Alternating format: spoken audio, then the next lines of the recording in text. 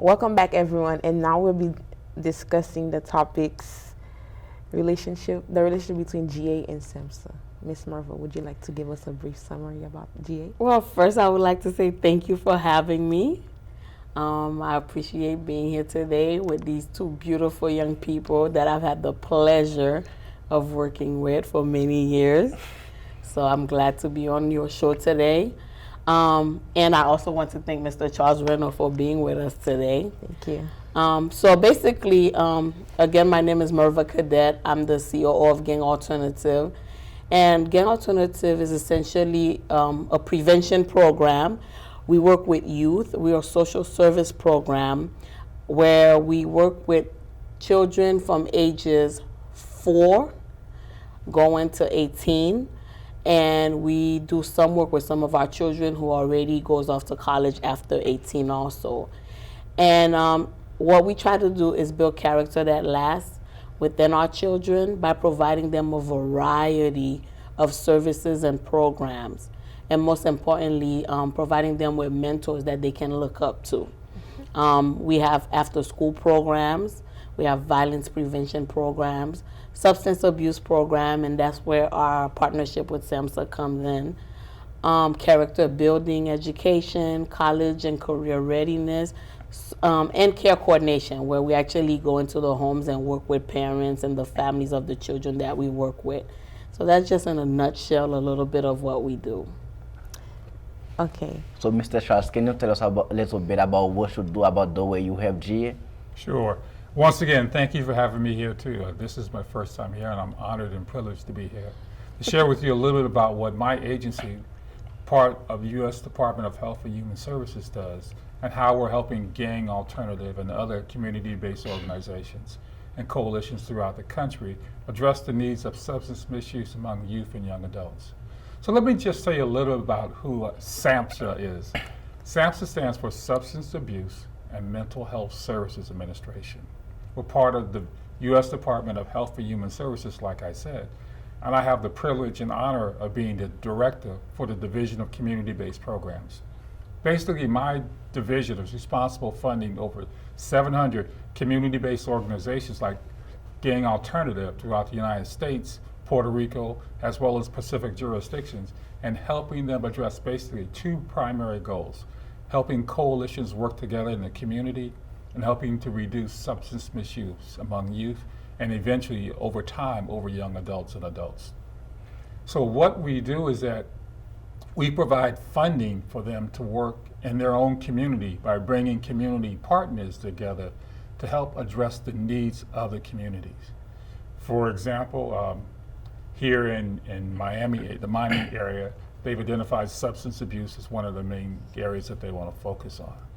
So we provide funding and they tell us how they're going to do it to address substance abuse in their own unique community. So that just gives you a little overview about who we are and what we do. 700 is a big number, and I really like what you're doing, helping different organization group to make the right choice in the youth life and in the adult life. I really like that. Well, if you think 700 is a big number, our true number really is 1,000. Oh. So what we do, as I said earlier, Gang Alternative will come to us with an action plan on what they say is the problem in their community. It can be substance misuse. It can be prescription drug misuse. For right now in our country right now, there's a big problem with opioids. And a lot of people are being exposed to opioids either through prescription drugs or through illegal contact. Gang Alternative will say, okay, how are we going to address that in our own community? Are we going to work together with the police department? Are we going to work together with the schools? Are we going to work together with businesses to help educate people about the problem, help educate parents about the problem so that they can sit down with their children and youth, as well as their community, and make decisions on the best way to protect our youth. Our youth is our most valuable asset that we have in this country, okay? And regardless where they're from, we want our youth to grow and thrive so that we can have a strong nation, a strong future. And that's how we kind of, in a nutshell, how we work together with organizations like Gang Alternative to address the needs of their community. Actually, right about what you said, because the way I became a part of GA, which is like what we're doing right now, the show, because it came from GA, is because they went to my school, they talk about GA, and that's how come I become a part of GA. I'm glad to say that you said that, because a lot of the curriculum that we do when it comes to substance abuse prevention through SAMHSA funding, we do a lot of it at the school, and sometimes that's our first contact with some of you all, and then once we have that contact, you all become part of the Gang Alternative family, like the two of you.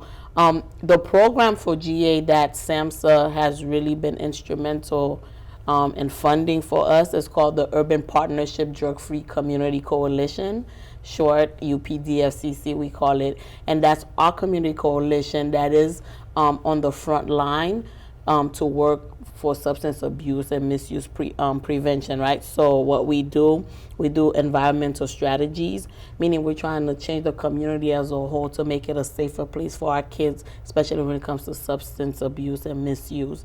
We've been focusing a lot on underage drinking and marijuana, and like Mr. Reynolds said, right now there's a big push to focus on prevention for opioids, because that's attacking our communities right now. So they've been instrumental in funding us going on 6 years now, and we have 4 more years at least to go. And the money that they send into our community has helped tremendously, to the point that we're seeing we're seeing the numbers come back, and the differences that our partnership, our coalition is doing. That Gang Alternative Partnership has been recognized nationally as a coalition in the urban areas. And SAMHSA also funded Gang Alternative to go to Puerto Rico and mentor another coalition to do the same type of work we're doing. Wow, sounds really interesting. But how did GA feel that it was necessary to get funding from SAMHSA? We felt it was necessary because of the our community, and the needs of our community. So before we even received funding from SAMHSA, we already put together a coalition to address some of the issues we saw happening with our youth and young adults when it comes to underage drinking and marijuana, and the fact that a lot of our parents didn't realize that most of the time the first drink of a child is coming from the home, or there's a house party going on and the kids are being able to get drinks. Especially in our culture, we have stuff such as cremas, and there's a Cuban one too, coquita. I think that's what it's called. It's just like cremas, and kids drink it because it's just part of the culture. So it was very important for Gang Alternative and our partners to just educate our parents, educate our community as to the effects of children starting to drink young, and how that could have a long-term effect in their future. So we got together, put a coalition together. Like Mr. Reynolds said, we had police department involved, businesses involved, media such as Island TV has been our partner for a long time, and just different sectors to come together and try to address the problem. We have youth involved. You guys have the Frontliners Youth Coalition, that's off the coalition, and we have parent involvement to address this. So once we put together a group and we started assessing the needs of our community, then we were able to write for this funding, and we were just positioned just right and ready to work to receive that funding. And once we received it, we took off running, and our partners has been with us ever since. And if I could add to that, you know, our goal is to help them, I guess is the best way to put it.